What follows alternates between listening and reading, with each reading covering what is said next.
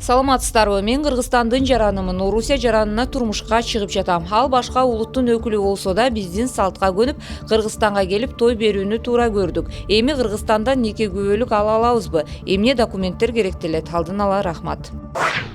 Түшүнүктүү.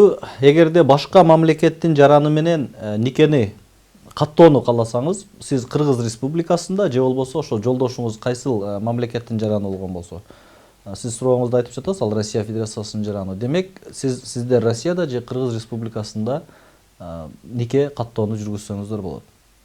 Эгерде Россия Федерациясында жүргүзө турган болсоңуздар, атайын ал жердеги Кыргызстандын консулдук мекемелери аркылуу нике каттоону жүргүзсөңүздөр болот.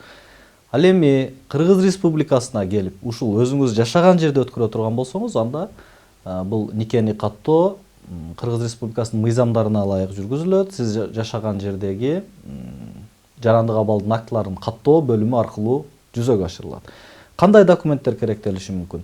Демек, сиз тараптан сиздин паспортуңуз гана жетиштүү болот. Ал эми сиздин жубайыңыздын ошол өзү жашаган мамлекетте сизден башка демек жаран менен нике каттоодон өтпөгөндүгү жөнүндө тастыктоочу расмий ишкананын документи керек болот. Тастыктоочу документ керек болот.